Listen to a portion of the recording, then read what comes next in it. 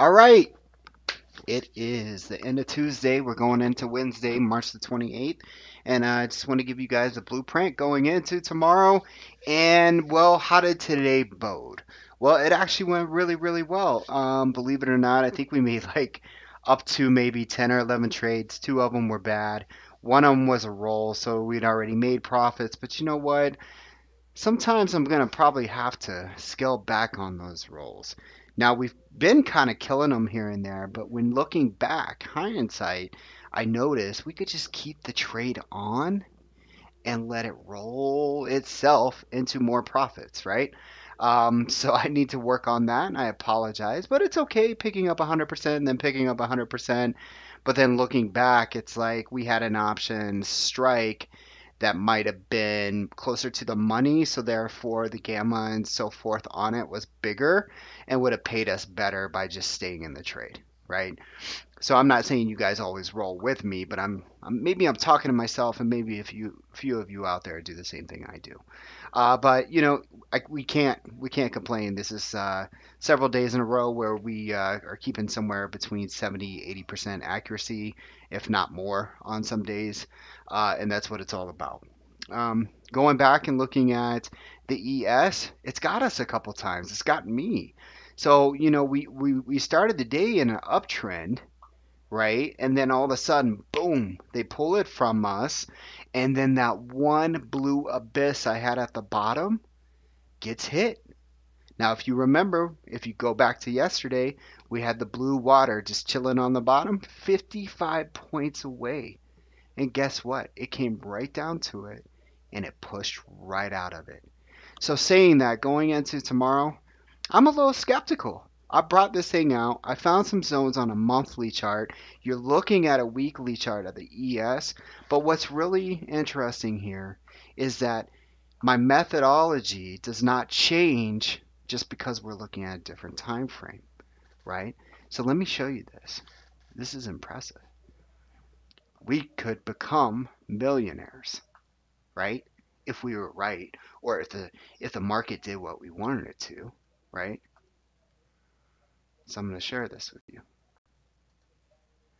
Now, I wish we were live. We're going to have to start doing some live stuff on YouTube after we close out the day as well.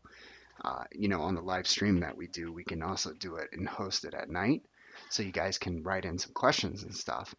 But because I would love to see if you're listening and paying attention here. So look at this. We start pulling back here, and I know Adam would jump all over this. Adam, if you were looking over here to the left, we don't have any buy zones, right? But we do down here. So this buy zone is 2402 all the way down to 2261. All right. And what do we know about the Fibonacci sequence in this? Is that if price closes below the 61.8, we have an 85% probability that 88.7 is going to get hit. And look where 88.7 is, guys. 2456. Now, how far away is that from there? Let me do some math real quick. 2616 minus 2456. It's 160 points, guys. At this rate, we could literally hit it in a week or two. So if I were to come over to my options chart and I go to SPX and let's just go out. Shit. At this rate, it's been 50 points a day. I'm going to go out a week and a half, maybe. Let's do 13 days at 9 April. And let's say that we can get 2456. Now, obviously, this would be a lotto. Okay, I get it. But this is interesting. Even 2460 is 580 by 660. But just like when I showed you Amazon, just like when I showed you Google, just like all the other ones I showed you that fall under the 61.8, where did it end up? Tesla being one as well. It ends up right here. And it would make sense to pull this back into the buy zone or pull it back into the support zone before the buy zone, which happens to be 2456, right? Now, timing on this, who knows? These are monthly candles. All right. Maybe this doesn't happen in a couple weeks. Maybe this happens in 2 more months. I don't know. But what I would say is I would set your alert for if price comes and breaks this. Okay. See how we just bounced off of it nicely? So another way of looking at this is that this is a lower high. And when everybody started loading up on the puts today, maybe we open up and maybe they do this whole thing again. Up big on Monday, down big on Tuesday, up big on Wednesday. They're just messing with you, right? So we got two scenarios here. We break under here, guess where we're headed? We stay above here, guess where we're headed? We're headed to the 50, okay? The 50 is 2640, right? And I'm going to break this down on a lower time frame so we can actually see what kind of zones we're getting ourselves into. All right, that's my spill on that. Just want you guys to take note. Now let's work ourselves up here to an hour.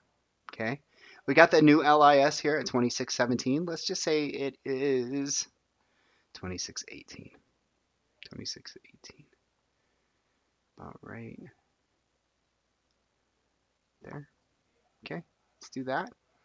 So then it's kind of it's a math inside my head what I'm doing with the wick here and where candles are. So let's just keep it right here, 26, 17, 81, whatever. All right.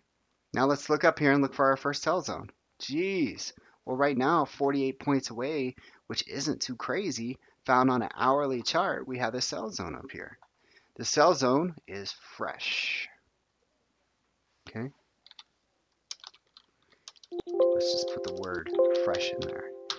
And what do we do in a fresh zone and a sell zone? We sell.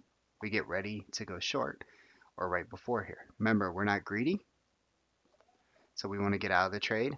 If we can trend up for once and actually make it up to here, we'd want to get out of our trade right before here. So this says 2660, maybe 2657, 2658, something like that. Okay. Now, I did not ever end up buying a put today after I sold those puts. We did well. I didn't find one that I wanted. I don't think so. Let me just take a look here and see if I have one. Remember, we had a spike call that we took into, I think all the way into, let's see here. Yeah, they went all the way to 5 cents to nothing. Not that it matters. And let's see here. Spy call expires the 29th. Okay, who knows? Maybe it gets in the money. Anyways, just wanted to go over that real quick. So I don't have any protection on tonight.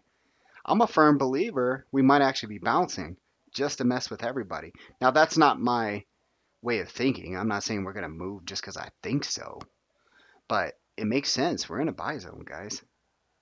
However, here's the LIS, and if you're trading futures tonight, you could take a scalp right here at the LIS if you're not believing in it. But remember what I love. This kind of down movement is so easy for us to get right back up. May I show you an example over and over and over? Look at these continuation candles. Look what happens easily. I don't have any sell zones in here, guys. I mean, I do at the wick, right? You can see here, it pushed down a little bit, then it breaks it. It's like, see you later. And then it goes all the way up until we find a sell zone. And this is a sell zone on a different candle pattern. I'm not going to waste your time and show you that. Same thing here. All right. So a couple scenarios going here into our blueprint tomorrow. We can go short again here at the LIS. All right. And price is going to drop down and either break this control low and test the bottom of the box, or what happens to be the 61.8 here. Okay. Remember what I said about the 61.8. Okay. If we break that 61.8, then I'm expecting 24.56. All right. Could be ugly. Really ugly. But man, am I excited. Because we know where price is going. All we need is the trend. Am I right? If it's an uptrend, we know it's going here. If it's a downtrend, we know it's coming here, and then if it breaks my 61.8 before anybody else knows, we're piling in we're making the money. Okay. Sorry, I'm excited. I really am because this room is special. You guys are given information that I can tell you other people are not getting. All right. I'm excited about it. All right. So let's work our way up here through the LIS. Let's get up to the 50, which would be 2640. But right before 2640, we actually have this wick that we'll use as a sell zone. We may have some turbulence here before reaching this. Once we pass this and consolidate in this area, we can go ahead and throw a fib from our control high. And assuming this is going to be the low, and we can also use Fibonacci sequence in here. Okay. So the 50 just happens to line up pretty much with it. Also lines up with the stop that I was telling you about, the sell zone. And in order for this trend to be broken, we need to get above this green line up here, okay, the 61.8. And then we can expect to get up into our box. And then you could sell your call for some money. And you still have a day left, all right? 48 points to the upside. Now, downside, obviously, if we break the 61.8, we can end up here at 25.14. That's almost 100 points. So we have this box that I found on another zone. This probably would suffice and hold us up.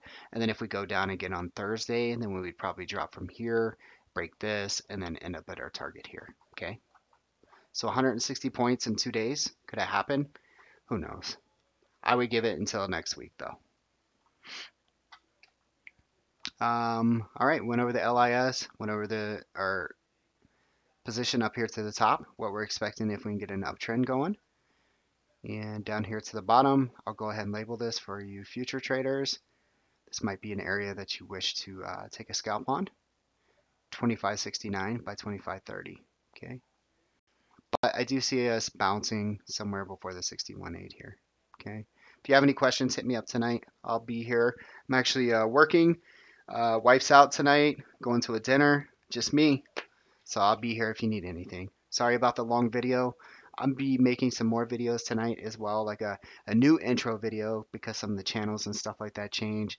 Maybe some of my trading techniques and so forth, and be updating the lessons. All right, thank you. Have a great night.